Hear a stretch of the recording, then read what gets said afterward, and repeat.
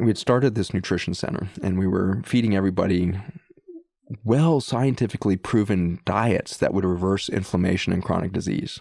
Plant-based diets that were rich in alkaloids and medicine within the food, and anti-inflammatories and anti-cancer compounds, antidepressant compounds in the food. And there was 40 years of science. By the time I launched this in 2010, there was 40 years of good science coming out of Cornell and a lot of great universities showing that, my gosh, the food system has all of this intelligent medicine within it.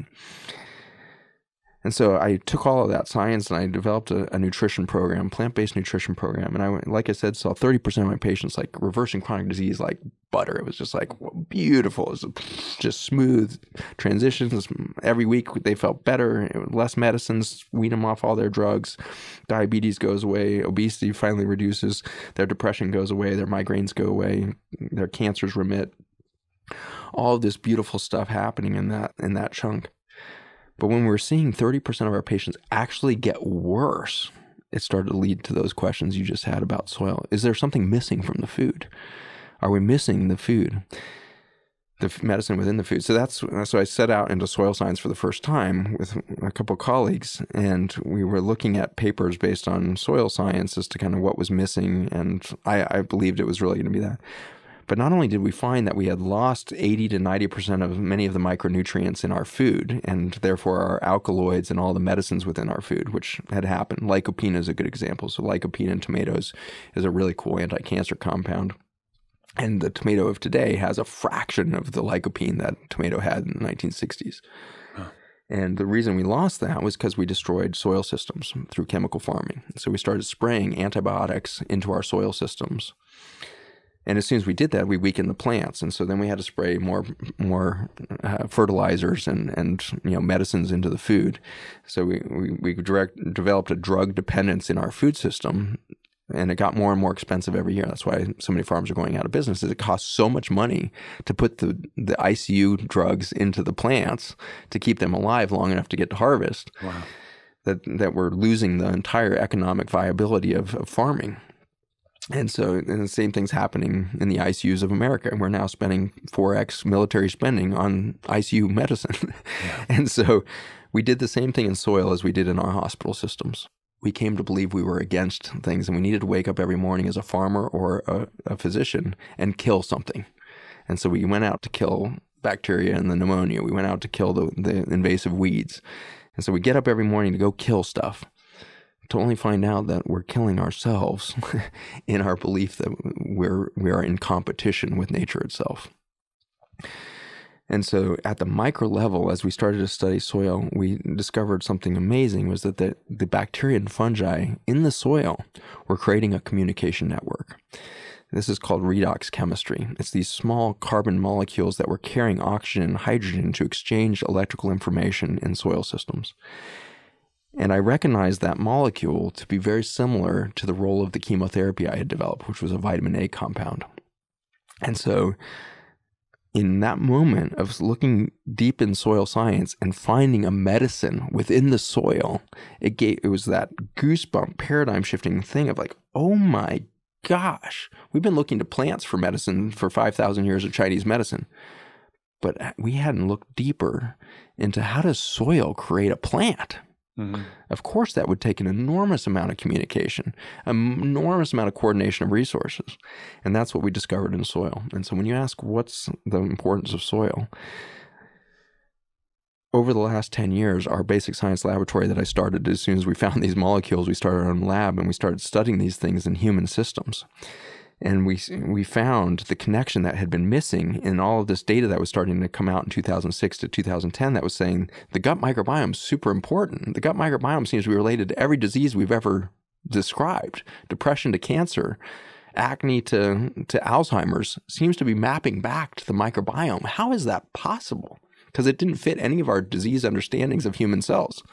But when we found out that the soil was actually making this redox chemistry happen, was making electrical communication possible, it solved for the crisis of the microbiome in human chronic disease. So we started putting this stuff into petri dishes. Keep in mind that for hundreds of years of petri dish-like experiments, we assumed that human cells were human cells and would be in their best behavior when they were isolated from bacteria and fungi and all. So all of the studies that we've ever done in cell biology to study human science was done in isolation. We only understand human physiology when it's disconnected from its nature. Yeah. This is why all of our drugs are so short-sighted, not because we're stupid, but because the exact experimental model that we were using couldn't show us the actual reality of that effective drug on a human life form that is a complex amalgamation of millions of species. And under laboratory lighting. And, you know, we know the impact natural light has on our health and our circadian biology. Even that, you know, in labs, we're missing that piece of the puzzle as well, aren't we? There is no nature in a petri disk. Yeah. And when we base our entire understanding of cell biology on an unnatural system, the likelihood we're right about anything is zero.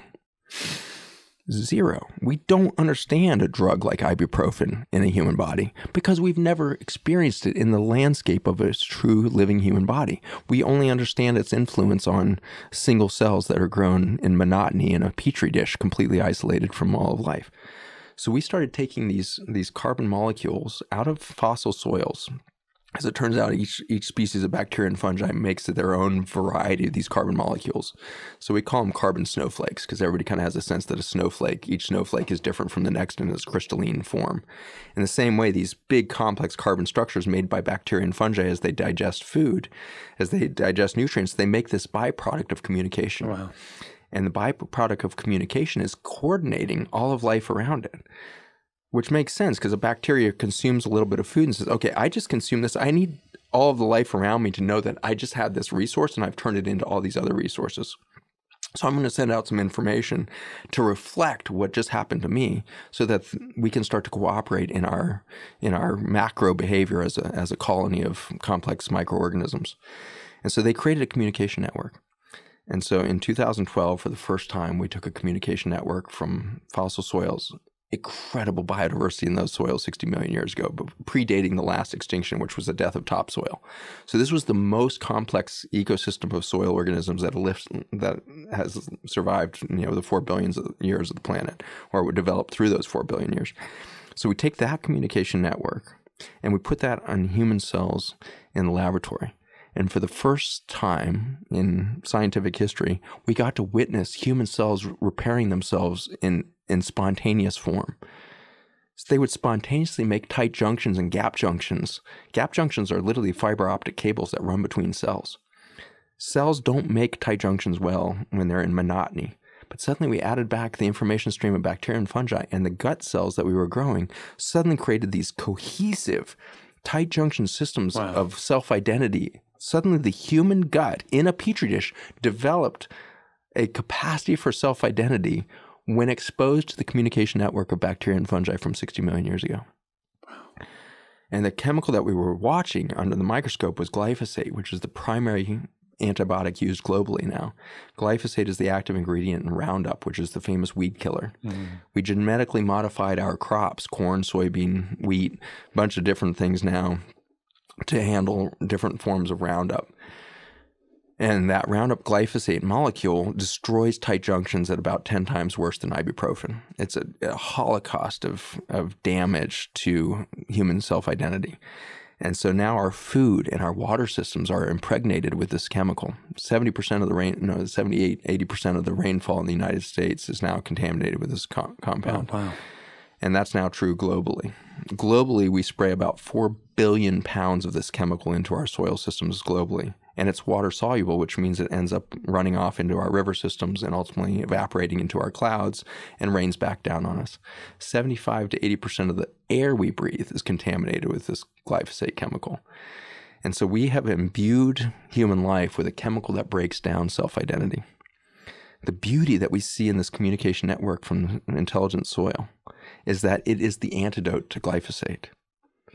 60 million years ago, soil systems developed a reservoir of information that would be the antidote to our chemical holocaust on the microbiome. I don't think I have been witness to a bigger story of grace than that. Nature would plant within her archaic soils an antidote to our decimation of those very soils. Nature is built in a graceful checks and balances system that says if you will have reverence for life, you will have more life. If you will participate in life, there will be more life. If you decide to kill everything around you, you will die. And so this is the existential moment we've come to as a species. Will we continue to kill, or will we receive life? And the microbiome of the soil system is teaching us something beautiful about this. And so now we have this whole line of dietary supplements for sinuses, gut, skin, that's taking information from 60 million years ago, putting it in a bottle and sending this out all over the world, millions of households being connected to this original information. Not because we want the product to sell, but because we want the information in that bottle to reconnect each of those individuals to their original self-identity. Because as soon as they drink that, they start making tight junctions and gap junctions across their gut lining, across their pulmonary vascular linings, their gut-brain barrier even. And so they're starting to build self-identity back in. And I believe that when we find our self-identity again, we will stop destroying soil systems and we can put our supplement company out of business. Because there's no logic that we need 60 million year old soil to fix be the antidote to our crisis right now. Soils of today could solve that problem if we stop killing everything in the soils. And so Ion supplement line is really a story of reconnection to life.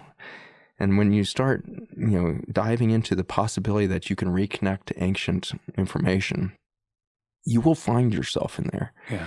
And we're taking, all of the energy of this thing and we're seeding new ideas and we're seeding new nonprofits and all of that to help us realize that we are interconnected. And so we started Farmers Footprint, a mission to help farmers start to reclaim their sovereignty and start to understand their role in a connected nature of food systems rather than a disconnected, kill everything mentality. And we're finding the vitality of farmers improving. We find that their mental health improves, and suddenly generational farming comes real again. And we see younger generations returning to the farm to carry on a next generation of farming because they get excited about more life being on the farm. They see their parents becoming more vital. And suddenly that 65-year-old farmer has a 40-year-old kid who's like, you know what? I'm tired of the rat race in New York. I'm freaking pulling the plug and I'm going to come back to the farm because I think you got something here. This regenerative thing looks pretty cool. And so regenerative farming is regenerating our hope in our connection to soil, which will ultimately give us back our self-identity. Because the supplements are just showing us something of the potential of a life much better lived. Yeah. As a return to soil vitality will be a return to human vitality. A return to human vitality will be an expression of life vitality, a sovereignty and a respect for life itself. So that's been my journey into soil at the macro level to the micro level. Soil will tell us the path back. It will show us who we are. This is a story of hope now. From one of doom, this is a story of hope. There's things that you're involved with. There's things that are happening that hopefully can get us out of this mess. If you enjoyed that clip from my podcast, here's another powerful clip that is really going to help you with your health and happiness. As we sit down every day to make a decision about what we eat, or we go to the store to buy some food, we need to realize whatever we put into our body is either going to take our health down or build our health back up.